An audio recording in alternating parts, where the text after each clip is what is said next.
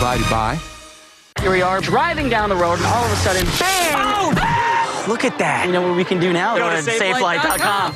They are the experts at replacing and recalibrating windshields. If you get a crack in your windshield, there's only one choice. Safe Light Repair, Safe Light Replace. Life, diabetes, there's no slowing down. Each day is a unique blend of people to see and things to do. That's why you choose Glucerna to help manage blood sugar response. Uniquely designed with Carb Steady. Glucerna, bring on the day. Tomorrow on ET, Carrie Underwood's Idol comeback, we're with OG judge Simon Cowell.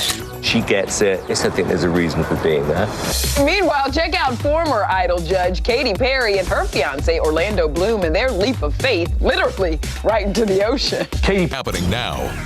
A third San Antonio City Council member has entered the race for mayor next year. We sit down with Adriana Rocha Garcia to talk with her about what drew her into what already looks like a hotly contested race. One part of our area getting some isolated showers this afternoon. We'll get into that along with an update on Tropical Storm Ernesto, where it's going and how strong it's going to get in just a bit. Hulk Hogan supporting Donald Trump and Megan Thee Stallion supporting Kamala Harris. Does star power really mobilize voters? We take a look at the celebrity influence on elections next. The News at 5 starts right now.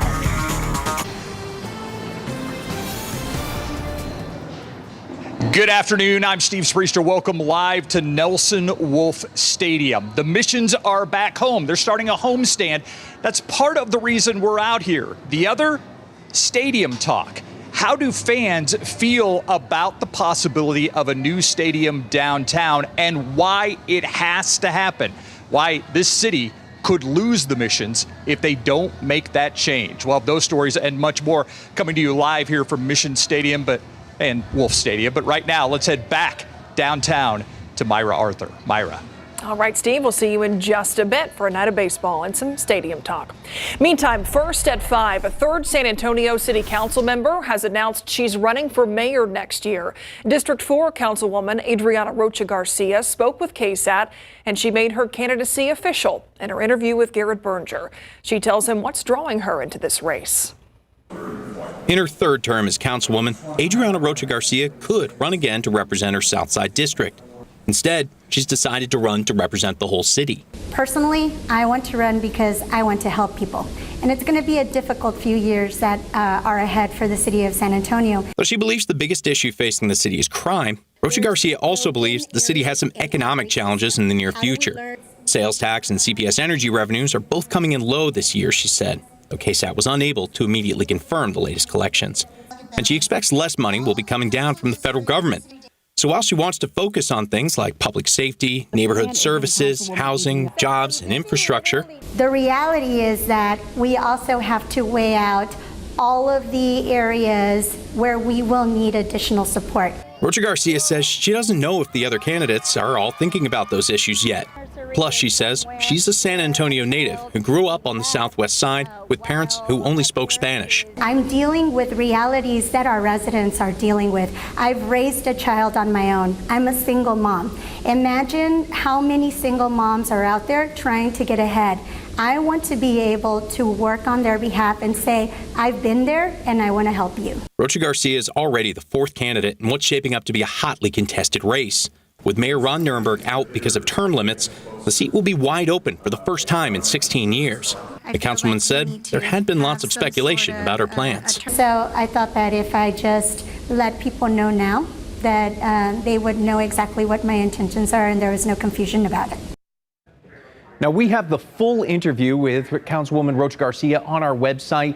You can go online and check out what else she had to say about how she'd use the power of the mayor's office, her vision for the city, and her thoughts on the controversial Toyota zoning fight that's in her district. Just go on to KSAT.com and find this story. In the newsroom, I'm Garrett Berger, KSAT 12 News. All right, Garrett, thank you. At least 2 pets were shot and killed in a Northside neighborhood. We do want to warn you that the security video and pictures in this case are disturbing. Our John Paul Barajas went to the central Los Angeles Heights neighborhood inside of Loop 410, where neighbors are still rattled by what happened there this weekend. We're on West Mariposa Street, not far from Neal Elementary, and right where I'm standing is where a young husky was shot and killed Saturday night. Now this poster stands as a memorial for Everest. Again, we are going to show you that video, but we have edited it to where it freezes right before the shooting, but a warning, it is still disturbing to watch.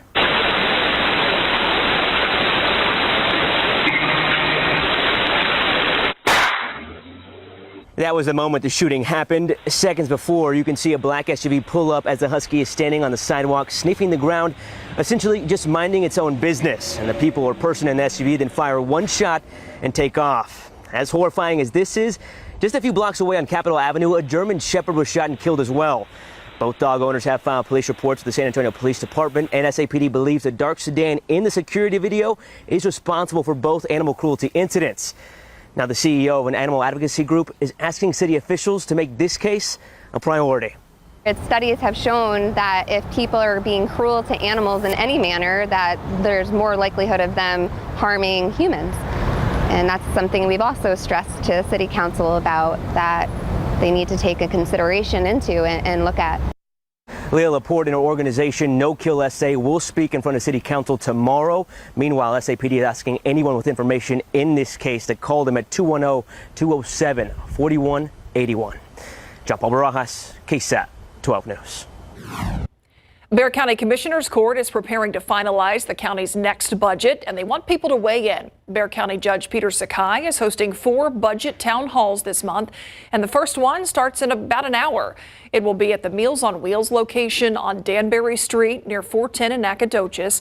In these meetings, county leaders hope to highlight their priorities and get feedback from the public before they make any budget decisions. If you can't make tonight's meeting, there will be another one on Thursday evening at the Westside Education and Training Center. That's on Southwest 41st Street. Let's take a look outside at some streets right now. We've been looking around the TransGuide cameras here, and traffic is heavy, but all the different views we have seen, no major traffic tie-ups to tell you about at this hour. That's a good thing, but right now I could imagine a lot of ACs are cranking in those cars, Adam. Oh, absolutely. And it's, of course, that time of year where we typically will get near, if not hit 100. And today we did it again. It's our 17th 100-degree day so far this year. The average high is 97. The record 106 set on this day back in 1962. So far from record breaking, but still running a little above average. And that's going to be the case for 7 to 10 more days at least. 99 right now officially at the airport. Here's the key, though. It's humid. The dew point 68, so it feels like it's 104. And earlier today, we had heat indices up to 106, 107. Get used to that going forward here for several more days. Weather watchers right around 100, give or take. 98 Bulverde in Bryan's backyard, 103 near Lavernia and Rogers' backyard, and Mico right now at 99. Typical temperatures this evening dropping through the 90s. By 10 o'clock will be in the 80s at 88, midnight 84, and right near 80 at the bus stop tomorrow morning. We have Tropical Storm Ernesto strengthening in the Atlantic. We'll be back to talk about where it's going and how strong it's going to get in just a bit.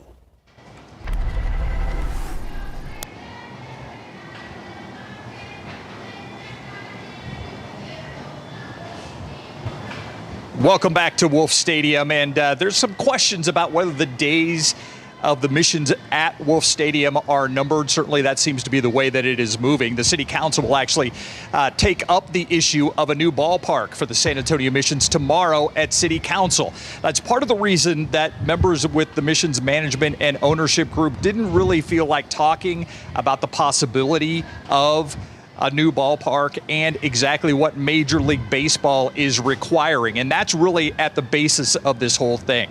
The San Antonio Missions basically cannot stay at Wolf Stadium. It doesn't meet Major League Baseball standards. Here's a graphic that explains exactly what Major League Baseball is requiring for all of its stadiums going forward.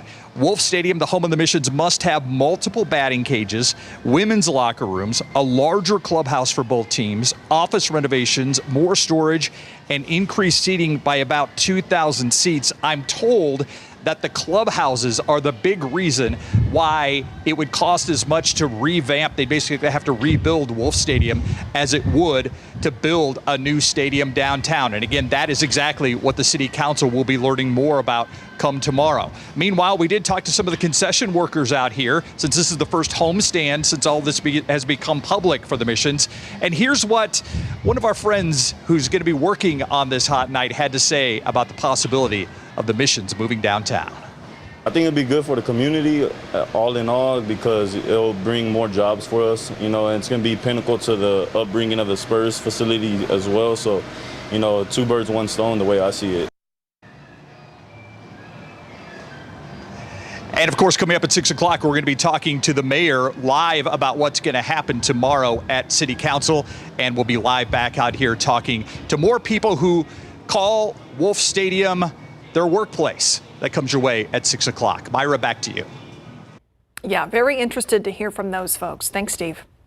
Tonight on the Night Beat, a family in Jourdanton has filed complaints over the treatment of their 4-year-old son. The state also raising concerns there as well. A daycare employee made the child stand on his tiptoes while squatting as punishment.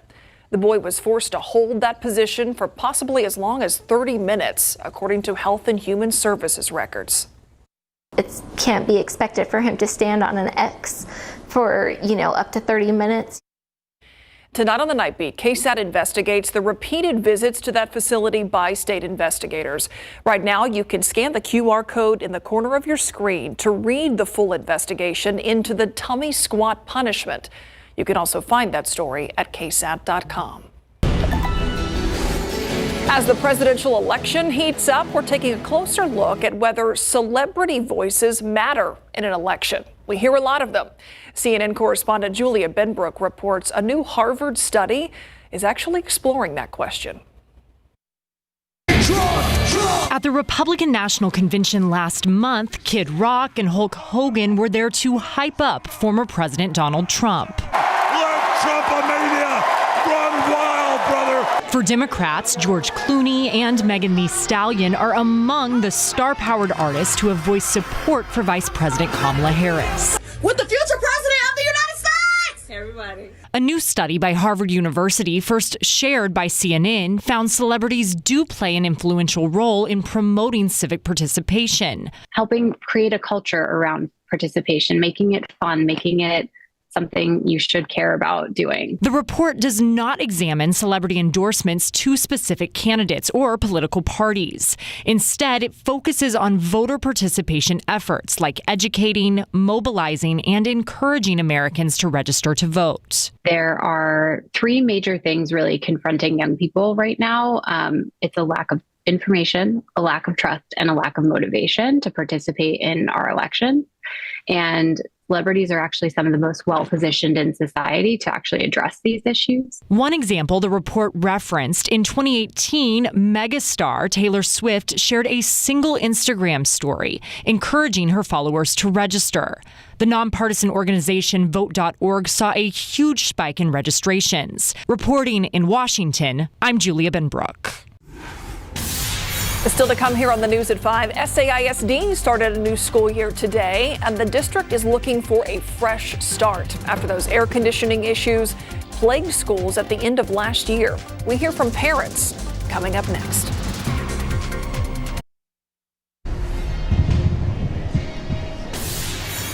Coming up tonight on the 6 o'clock news, a man charged with injury to a child and capital murder of a child in court today. The special prosecutors on the case asking to be taken off the cases. Erica Hernandez breaks down what the judge decided and why it makes a difference for the cases moving forward.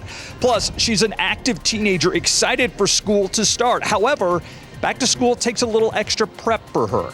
The Steele High School student has type 1 diabetes. Courtney Friedman got to walk through what she does every day in school to keep herself healthy. Those stories and more tonight at 6. Meantime, another first day in the books for students around the city, and that includes in San Antonio ISD. More than 54,000 kids went back to class today. It was just a few months ago at the end of last school year when SAISD closed more than 15 schools and had issues keeping classrooms both warm and cool. I have my daughter that came last year said it was very hot for her when she was here a couple of times. I'm hoping everything's going to be fine. I heard that they had a lot of improvements for their HVAC system over the summer break, that they were actually working on it or whatnot, so hopefully everything should be fine. SAISD Superintendent Jaime Aquino says in the wake of the issues with the AC systems, custodians are now checking classroom temperatures before students arrive in the mornings. Schools can also use portable AC units or move students to other areas of the campus where it's cooler, or if needed, students could move to another campus altogether. And we are starting school amid an incredibly hot week. ACs at campuses all around San Antonio, Adam, they are working hard. I mean, you start school August 12th, August 13th. This is what you should expect for, the air conditioning bill at the area schools. You're going to have to cool them down. And nothing's going to change for at least the next week or two. But we do have a little bit of activity on Authority Radar. I want to start with that. It's closer to the Gulf Coast, especially in Lavaca County, just outside of Hallettsville. If you're in Hallettsville, you probably saw some of those downpours off in the distance, especially to the south and southeast over the past hour. But you can see they've really dissipated and have come to an end. There's just not enough lift in our atmosphere to really get these showers and brief thunderstorms going. Look at the rainfall potential over the next 7 days. And we have what I like to call the donut hole right over Texas. I guess you could argue it's a bagel hole too, right? Potato, potato. Anyway, that's because of the upper level high, and it's going to deflect the main rainfall all around us. So you see the big picture has a lot of precip out there, just not necessarily over the Lone Star State because of the big blue H, the upper level high that we're so familiar with. Luckily, we had a break from this in late July, and we actually had some good rain and cooler temperatures that were below average. But now it's back to reality. Now on the edges of it, just outside the center, it can steer thunderstorm complexes, just like what we saw earlier today from Kansas into Missouri, that it dissipated as it made its way toward Memphis. And on the south end of this, we actually have, if you look carefully, this upper level counterclockwise swirl here. This is that little swirl I was talking about over the Gulf of Mexico yesterday that's helping to kickstart some of these showers closer to the Gulf coastline today. It's very faint, but there is a weak upper level disturbance that's rounding the base of the heat high. Bottom line, it stays in control of our weather, and that's going to keep us high and dry here in Texas and temperatures above average. But keep in mind, average is 97, and climatologically speaking, it's the hottest point of the year with the warmest average afternoon high at to just barely above 100, up to 100 to 102, basically our high temperatures in San Antonio in the days ahead. Okay, let's get to the tropics. We have Tropical Storm Ernesto quickly strengthening now as it's starting to take its turn northward. It's in the Leeward Islands here, brushing against Puerto Rico, likely as a Category 1 hurricane. Just within the next 12 hours or so, we could see it as a hurricane and strengthen into a Category 2 hurricane, winds 96 to 110 miles per hour as it heads toward Bermuda by this upcoming weekend. Coming up at 6 o'clock, we'll look at the spaghetti plots, the computer models, and I'll get more into the overall steering flow, why Ernesto is moving the way it is, and even some forecasted wave heights. But 79 in the morning tomorrow, 93 at noon, 100 the high. On the south side, Stinson 101, Divine 102, Bulverde at 98 degrees, and then looking ahead, it's really rinse and repeat, copy paste, Control C, Control V, Command C, Command V for you iOS users. And I also have some cloud iridescence coming up at 6. Spreester, I don't know if you're aware of cloud iridescence, but we're going to go over it at 6. I'm happy you're in the shade, my friend. Yeah, I'm disappointed I'm going to miss the cloud iridescence talk. But yeah, it's 99 degrees out here, Adam, and we've got a nice breeze. It actually feels more pleasant than 99 degrees out here at Wolf Stadium. And Larry, I know you're going to talk about the Cowboys. By the way, it's the Sod Poodles against the Missions tonight. If you're wondering who the Missions are playing, the Sod Poodles are taking batting practice behind me, and I'm trying to boo them from the upper deck here, Larry. Well, I believe it's, a 6-game homestand for the Missions with the Sod Poodles. So go Missions, go, right? Yes, Spree, we're talking about the Dallas Cowboys. Their offensive line took a hit. Chuma Edoga is going to be out for some time. And in high school football, the Steel Knights are talented and they are ready for a deep playoff run coming up.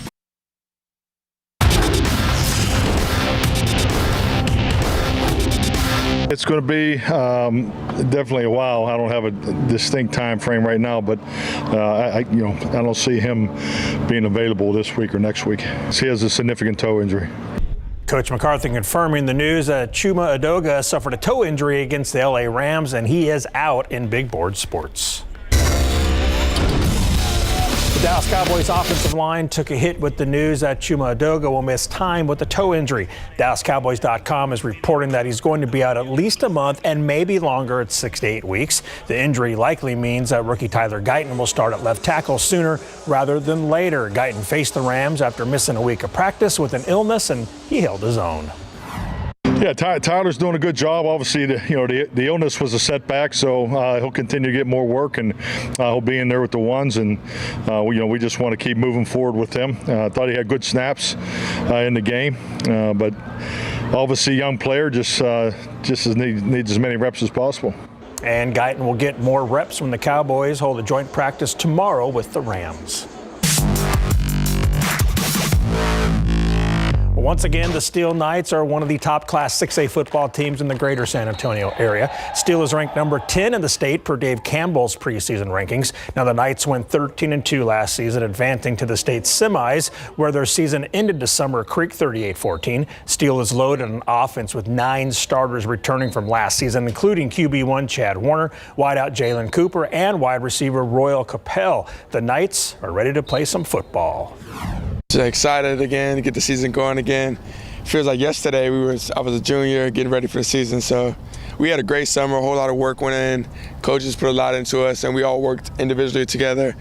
And it's a whole lot of work, and I'm ready for the season to start. The vibe, we've just been ready to go at it. We've been waiting for day one. God's been going hard the whole summer, working hard, so we're ready for that. Excited about to get the year started. We got a lot coming back, and we're excited to see what the year brings. Coach signs of the Knights will open the season with Liberty Hill Friday, August 30th at Venhoff Stadium at 7:30 p.m. You ready for high school football? I am ready for high school football. May I say this? No wonder Spreester likes to stand here. He gets to chill out with you. Oh, thanks. How cool is that? I appreciate that. Yeah. He never tells me that. Well, you should. Just kidding. We'll be right back. Educator of the Month, brought to you by First Mark Credit Union. As the new school year begins, don't forget to nominate someone you know for our Educator of the Month contest. Every month, one special educator will be recognized for the work that they do and will receive a $500 Visa gift card from First Mark Credit Union. It's not just for teachers either. This could be a bus driver that's made a difference, a custodian, a cafeteria worker. Just scan the QR code right here on your screen to nominate your favorite educator for a chance to win. We have KSAT Connect, back to school. Here we go. Love it. Oh, look at those cuties. Dominic and Jack's first day of 5th grade. Yeah, double dose. Yeah, granddaughter beginning 2nd grade. I love the excitement here. Oh, I love the purple outfit. I'll leave this one to you. Oh, this feels familiar. My son's very first day of school ever. He was so excited for his big day. He woke up early to decorate himself with a permanent marker. Oh my gosh. Awesome. Mama, that is not the curveball you were expecting on the first day of school. Oh, that is a memory. I want to know what his teacher said today. Yeah, I want to know what he looked like when he actually got to school. That's fantastic. Thanks for sending in those pictures. Thanks for watching the news at 5. Steve joins us from the Wolf again at 6. We'll see you then.